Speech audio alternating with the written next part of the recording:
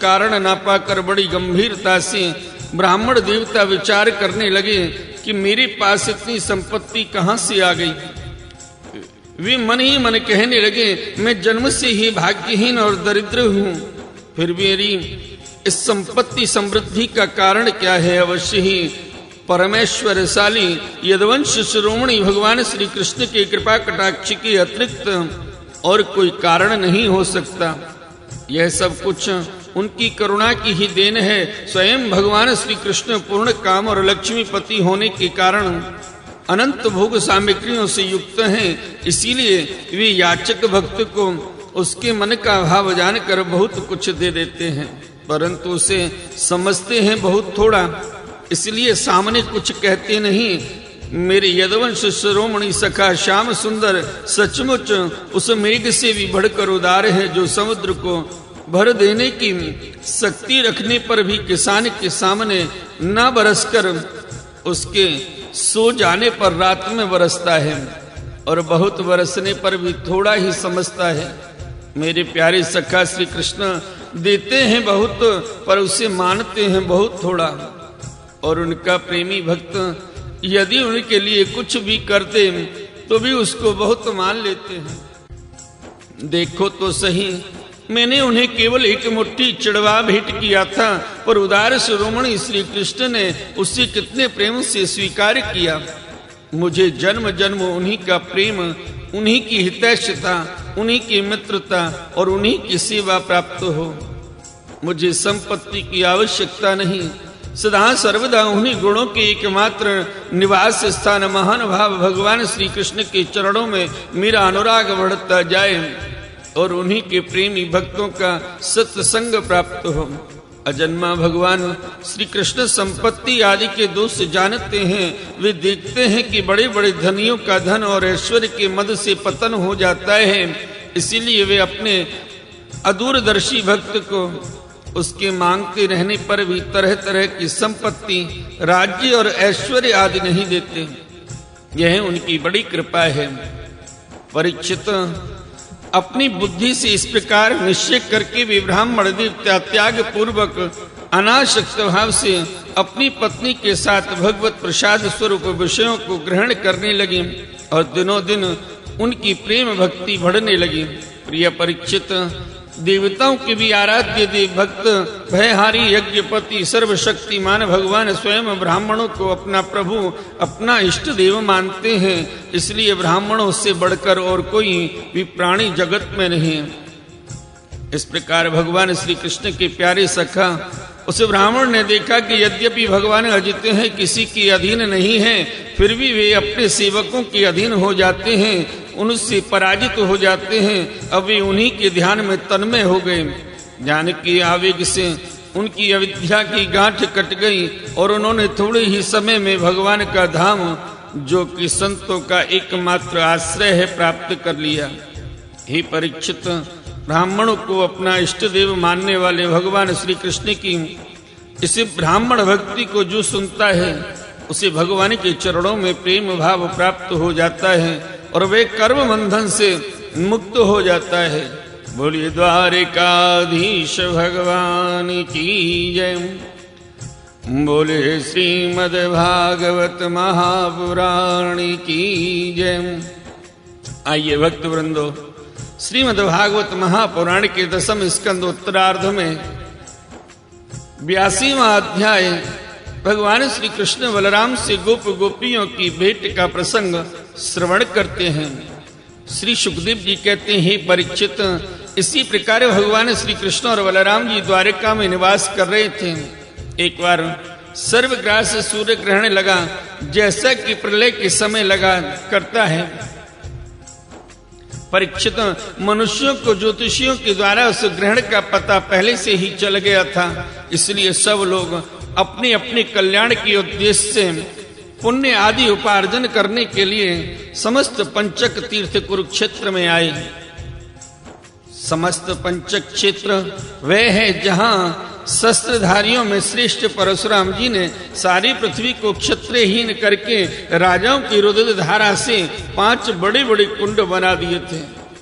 जैसे कोई साधारण मनुष्य अपने पाप की निवृत्ति के लिए प्रायश्चित करता है, वैसे ही सर्वशक्तिमान भगवान परशुराम ने अपने साथ कर्म का कुछ संबंध न होने पर भी लोक मर्यादा की रक्षा के लिए वहीं पर यज्ञ किया था। हे परीक्षित, इस महान तीर्थ यात्रा की अवसर पर भारतवर्ष के सभी प्रांतों की जनता कुरुक्षेत्र आई थी। उसमें अक्रूर, वसुदेव, उग्रसेन आदि बड़े बूढ़े तथा गद, प्रद्युम्न, शांब आदि अन्य यदुवंशी भी अपने अपने पापों का नाश करने के लिए कुरुक्षेत्र आए। प्रद्युम्न नंदन अनिरुद्ध, यदुवंशी सेनापति कृतवर्मा, ये दोनों सुचंद्र, शुक, सारण आदि के साथ नगर की रक्षा के लिए द्वारिका में रह गए। यदुवंशी एक तो स्वभाव से ही परम तेजस्वी थे, दूसरी गली में सोने की माला, दिव्य पुष्पों के हार, बहुमूल्य वस्त्र और कवचों से सुसज्जित होने के कारण उनकी शोभा और भी बढ़ गई थी। वे तीर्थ यात्रा के पथ में देवताओं के विमान के समान, रथों, समुद्र की तरंग के समान चलने वाले घोड़ों, बादलों के समान विशालकाय एवं गर्जना करते हुए हाथियों तथा विद्याधरों के समान मनुष्यों के द्वारा ढोई जाने वाली पालकियों पर अपनी पत्नियों के साथ इस प्रकार शोभायमान हो रहे थे, मानो स्वर्ग के देवता ही यात्रा कर रहे हों। महाभाग्यवान यदुवंशियों ने कुरुक्षेत्र में पहुंचकर एकाग्र चित्त से संयम पूर्वक स्नान किया और ग्रहण के उपलक्ष्य में निश्चित काल तक उपवास किया। उन्होंने ब्राह्मणों को गौदान किया, ऐसी गौओं का दान किया जिन्हें वस्त्रों की सुंदर सुंदर झूले, पुष्प माला एवं सोने की जंजीरें पहना दी गई थी। इसके बाद ग्रहण का मोक्ष हो जाने पर परशुराम जी के बनाए हुए कुंडों में यदुवंशियों ने विधि पूर्वक स्नान किया और सतपात ब्राह्मणों को सुंदर सुंदर पकवानों का भोजन कराया। उन्होंने अपने मन में यह संकल्प किया था कि भगवान श्री कृष्ण के चरणों में हमारी प्रेम भक्ति बनी रहे। भगवान श्री कृष्ण को ही अपना आदर्श और इष्ट देव मानने वाले यदुवंशियों ने ब्राह्मणों से अनुमति लेकर तब स्वयं भोजन किया और फिर घनी एवं ठंडी छाया वाले वृक्षों के नीचे अपनी अपनी इच्छा के अनुसार डेरा डालकर ठहर गए। परीक्षित, विश्राम कर लेने के बाद यदुवंशियों ने अपने सुहृद और संबंधी राजाओं से मिलना भेंटना शुरू किया। वहां मत्स्य, उशिनर, कौशल, विदर्भ, कुरु, संजय, कंबोज, केकय, मद्र, कुंती, आनर्त, केरल एवं दूसरे अनेकों देशों के अपने पक्ष के तथा शत्रु पक्ष के सैकड़ों नरपति आए हुए थे। हे परीक्षित, इनकी अतिरिक्त यदुवंशियों के परम हितैषी बंधु नंद आदि गोप तथा भगवान के दर्शन के लिए चिरकाल से उत्कंठित गोपियां भी वहां आई हुई थीं। यादवों ने इन सबको देखा। हे परीक्षित, एक दूसरे के दर्शन, मिलन और वार्तालाप से सभी को बड़ा आनंद हुआ। सभी के हृदय कमल एवं मुख कमल खिल उठे। सब एक दूसरे को भुजाओं में भरकर हृदय से लगाते, उनके नेत्रों से आंसुओं की झड़ी लग जाती, रोम रोम खिल उठता, प्रेम की आवेग से बोली बंद हो जाती और सब के सब आनंद समुद्र में डूबने उतराने लगते। पुरुषों की भांति स्त्रियां भी एक दूसरे को देखकर प्रेम और आनंद से भर गईं। वे अत्यंत सौहार्द मंद मंद मुस्कान परम पवित्र तिरछी चितवन से देख देख कर परस्पर भेंट अखबार भरने लगी।